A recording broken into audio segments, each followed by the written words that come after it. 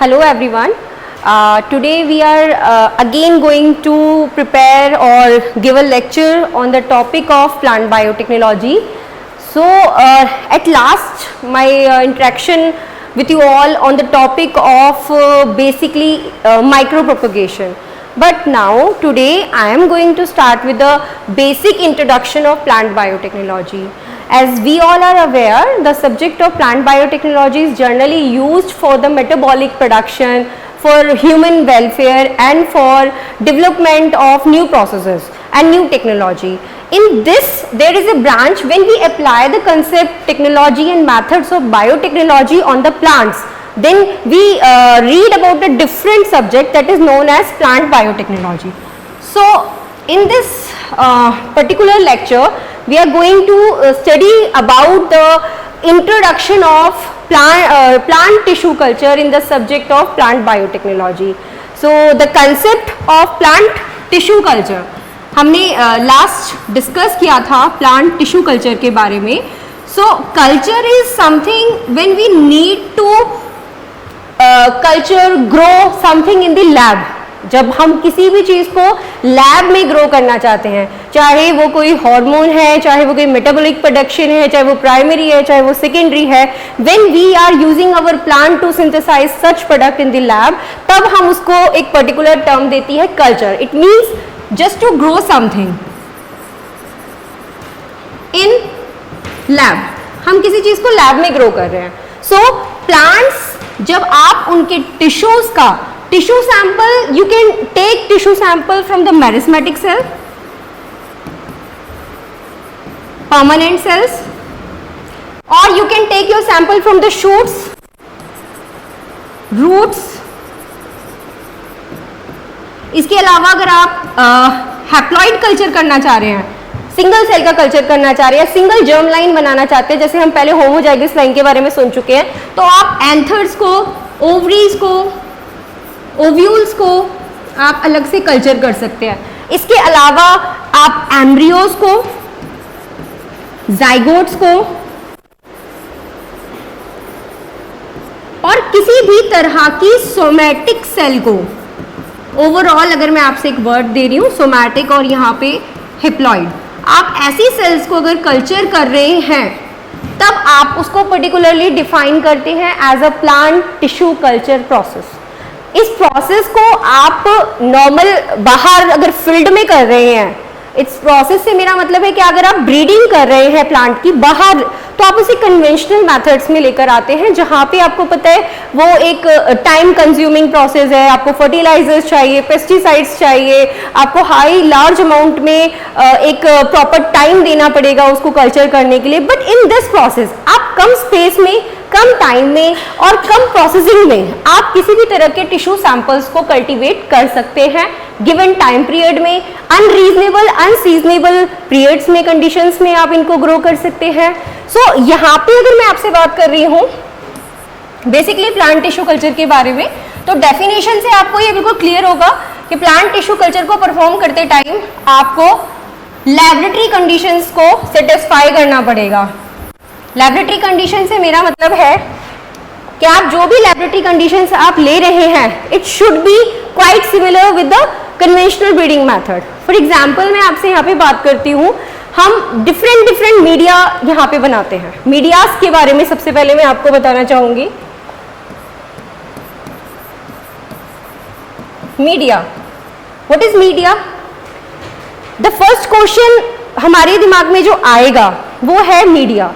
Media is the supplement, is the food, organic, inorganic matters, macronutrients, micronutrients, जो आप generally lab के अंदर किसी भी प्लांट को प्रोवाइड करा रहे हैं. कन्वेंशनली अगर हम आपसे बात करते हैं तो there is sunlight, there is temperature, pH, soil, water, everything is there, जो जनरली नेचुरल इन्वायरमेंट में और कुछ पेस्टिसाइड फर्टिलाइजर्स की हेल्प से हम उन्हें प्रोवाइड करा देते हैं.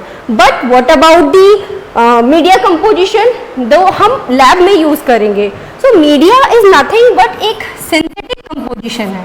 मीडिया इज दी सिंथेटिक और आर्टिफिशियल कंपोजिशन जिसको आप लैब में यूज करेंगे. ठीक है, आपको ये मीडिया खुद बनानी होती है with different salt concentration. So medias की अगर मैं आपसे यहाँ पे बात कर रही हूँ तो आप इसमें डिफरेंट सॉल्ट कंसंट्रेशन यूज करते हैं। सॉल्ट कंसंट्रेशन से मैं जब भी बात करूंगी then we are talking about the organic and inorganic nutrients. तो यहाँ पे हम ऑर्गेनिक इनऑर्गेनिक न्यूट्रिएंट्स, बहुत तरह के मैक्रो न्यूट्रिएंट्स, माइक्रो न्यूट्रिएंट, इनको यूटिलाइज करते हैं। तो बहुत सारे मीडियाज अभी तक रिसेंटली डिस्कवर हुए हैं। वन ऑफ द एग्जाम्पल, अगर मैं आपसे एग्जाम्पल्स की बात कर रही हूँ तो one of the best example is using MS media.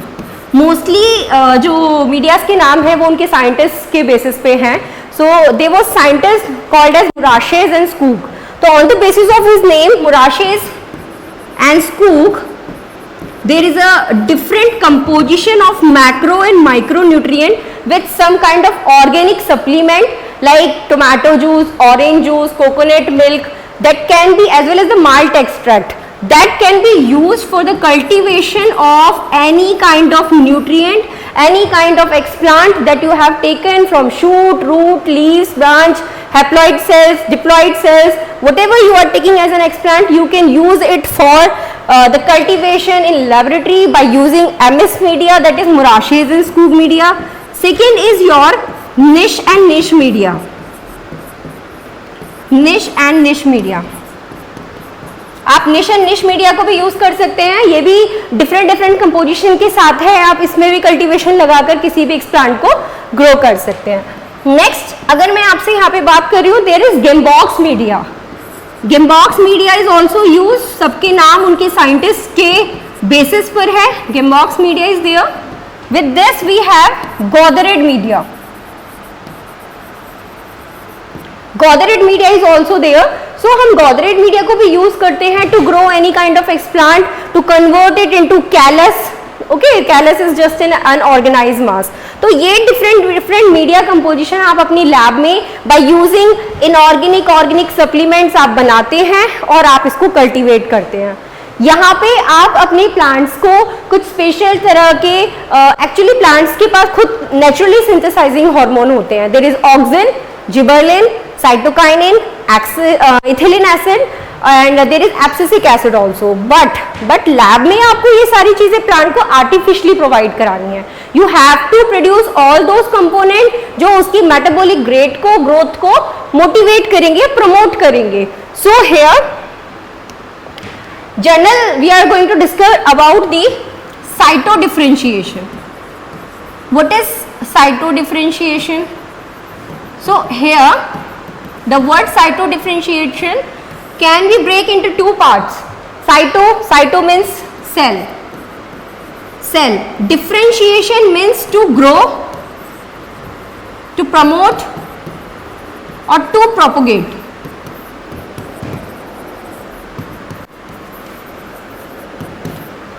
Cyto differentiation में आप किसी भी सिंगल सेल को, हमें लास्ट टॉपिक पे मैंने आपको बताया था कि सेलुलर टोटिपोटेंसी क्या होती है। प्लांट की एक ऐसी एबिलिटी और capacity where a single explant और a single cell can convert into a whole new plant is known as totipotency, and each and every cells of the plant have this capacity to convert into a whole new plant, whether it is shoot cell, root cell and or any kind of cell. They have this capacity to propagate into different type of cells. So in this process, firstly we will take our explant, completely sterilized explant. Explant यहाँ पे आपका कुछ भी हो सकता है. It could be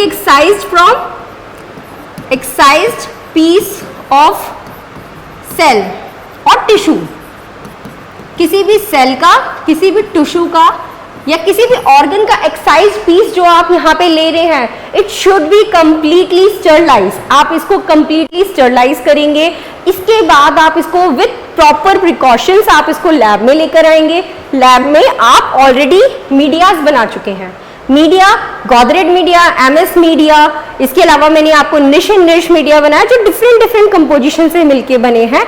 आप यहाँ पे उस एक्स प्लांट को ग्रो करेंगे। ग्रो डायरेक्टली नहीं हो सकता है, शूट है, टिप्स हैं, आप यहाँ पे एक्सिलरी बर्ड्स यूज कर सकते हैं, आप यहाँ पे किसी भी तरह की हैप्लॉइड सेल यूज कर सकते हैं, आप प्रोटोप्लास्ट का कल्चर कर सकते हैं, आप एम्ब्रियो का कल्चर कर सकते हैं, आप यहाँ पे किसी भी प्लांट के पार्ट का, क्योंकि देखिए सिर्फ एक कल्चर से आप बाहर ग्रो करेंगे, आपको पूरा एक होमोजाइगस लाइन ग्रो करना पड़ेगा, बट यहाँ आप डिफरेंट ब्रीडिंग कर रहे हैं, यहाँ आप हर एक पार्ट को यूज करके कुछ डिफरेंट प्लांट बना रहे हैं, different trade by using genetic engineering आप इसमें इनकॉर्पोरेट करा रहे हैं, तो यहाँ पे जो स्कोप है वो अपने आप बढ़ जाता है, या chances of heterozygous line formation increases as compared to the conventional breeding that particularly lead for the synthesis of homozygous line. So moving forward, जो आपकी एक्सप्लांट है, आपने इसको लैब में लेके आए हो और आपने यहाँ पे सिंथेसाइज किया है artificial media. This is your petri plate. You can take petri plate, test tubes according to your sample, whatever you are taking. In this field यहाँ पे आप अपना मीडिया कंपोजिशन इसमें रखेंगे. मीडिया कुछ भी हो सकता है. मैंने अभी आपको इतने सारे मीडिया एक्सप्लेन करे थे, उनमें से कोई भी media depending on the explant, आप कौन सा एक्सप्लांट ला रहे हो आप वो मीडिया ले सकते हो. Macronutrients. Macronutrients are those nutrient that are required in quantity more than 0.5 millimolar per litre. ठीक है, तो 0.5 मिलीमोलर पर लीटर से ज्यादा रिक्वायर्ड क्वांटिटी आपके मैक्रोन्यूट्रिएंट्स की आ जाती है. ठीक है, इसके अलावा यहाँ पे आप माइक्रोन्यूट्रिएंट्स यूज करते हैं. Micronutrient is just opposite to the concentration of macronutrient, lesser than 0.5 millimolar per litre. इससे कम कंपोजिशन वाले सारे आपके माइक्रोन्यूट्रिएंट हैं. जैसे कि मैं आपको कुछ एग्जांपल देती हूँ मैक्रोन्यूट्रिएंट्स के.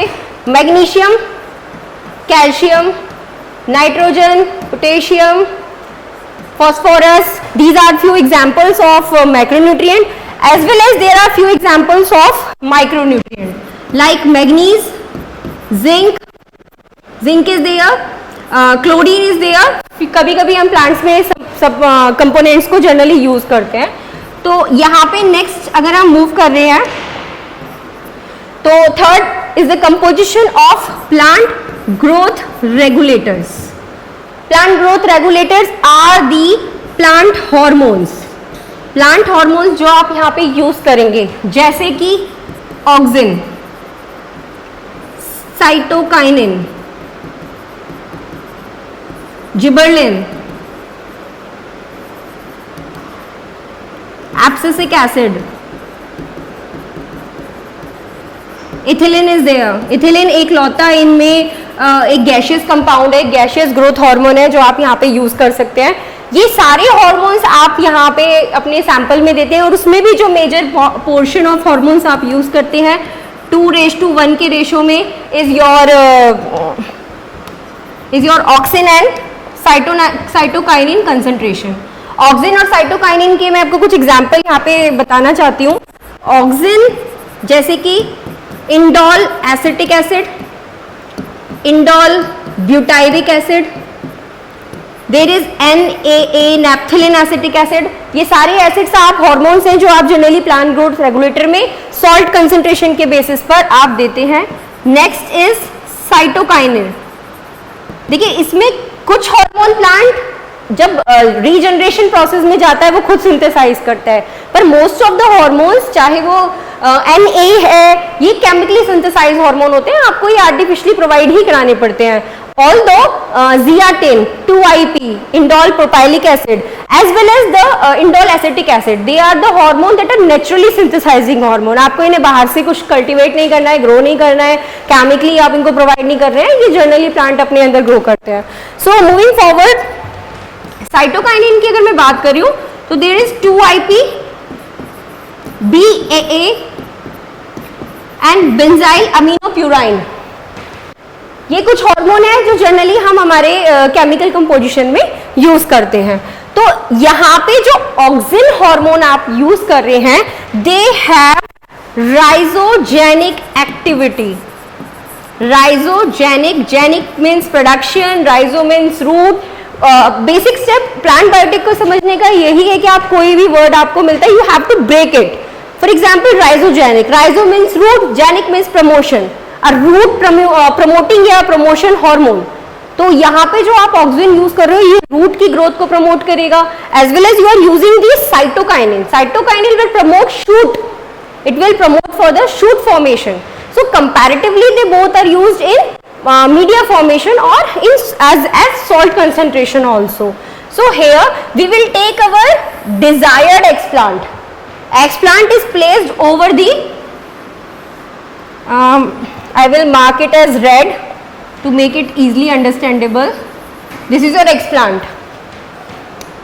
So we are using this explant. We will cultivate this explant on the media. After some time you will observe there is a cluster of cells formation within the particular plate. There will be the meristematic development over the plate. This particularly permanent cells है. आपको पता है plant की जो matured cell होती है वो permanent cell में convert हो जाती है और लैब में आप उनको फिर से meristematic cells में convert करते हैं. आप यहाँ पे permanent भी ले सकते हैं, मेरिस्मेटिक भी लेते हैं, लेकिन मैं आपको परमानेंट टिश्यूज के बारे में बताना चाहूँगी. परमानेंट से ये कन्वर्ट हो रही है मेरिस्मेटिक में, ये मेरिस्मेटिक में कन्वर्ट हो रही है. And this particular part is called as callus. इसको कहते हैं कैलस, अ क्लम्प और अ क्लस्टर ऑफ सेल्स. आप इस clump of cluster of cells को यूज कर रहे हैं और इसके हेल्प से आप अपना कल्चर कर रहे हैं. तो यहाँ पे अगर मैं आपसे बात कर रही हूँ, ये आपने एक्सप्लांट से कैलस बनाया है. कैलस के बाद ये प्रमोट करेगा, आप यहाँ पे हार्मोन्स का ट्रीटमेंट भी दे रहे हैं. Callus will further go for organ formation. तो यहाँ पे ऑर्गन फॉर्मेशन स्टार्ट होगा. ऑर्गन फॉर्मेशन से मेरा मतलब है organogenesis. Organogenesis is the process where your shoot and root formation will induce. So this is the basic concept. आपने यहाँ पे कुछ नहीं किया है, प्लांट से एक्सप्लांट लिया है, लैब में ग्रो करा है under proper nutrient condition, under proper organic supplement, under proper treatment of hormones. इसके बाद आप इसमें ऑर्गेनोजेनेसिस देखेंगे जहाँ पे शूट फॉर्मेशन होगा, रूट फॉर्मेशन होगा, शूट डेवलपमेंट होगा, रूट डेवलपमेंट होगा. एंड देन आप इसको फर्दर सीडलिंग और प्लांटलेट्स को आप फर्दर लैब में बाहर ले जाकर आप इस सारी एक्टिविटी को कंडक्ट कर सकते हैं. नेचुरल एनवायरनमेंट, वहाँ पे आप अपना पॉटेड प्लांट लगा सकते हैं और उसको ग्रो कर सकते हैं. तो कितना शॉर्ट ड्यूरेशन ऑफ पीरियड में ये काम हो गया है. जहां आपको 6 से 7 साल लग जाते हैं एक ही प्लांट को हेट्रोजाइगस ब्रीडिंग में, कन्वेंशनल ब्रीडिंग में हेट्रोजाइगस लाइन बनाने के लिए. तो ये एक बेस्ट मेथड है हेट्रोजाइगस लाइन को फॉर्म करने के लिए. तो in this process we were talking about the process of cyto differentiation. So अगर आप यहाँ पे देख रहे हैं साइटो डिफरेंशिएशन के बारे में पढ़ रहे थे, to make it more easy मैं आपको इसमें एक इजी स्टेप बता रही हूँ. Cyto differentiation. Cyto differentiation 2 part comprise करता है.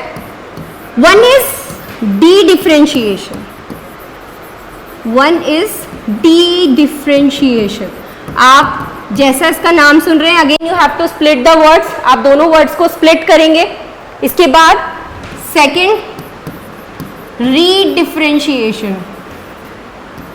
D-differentiation and redifferentiation are called as cyto differentiation. आपकी सेल डिफरेंशिएट हो रही है.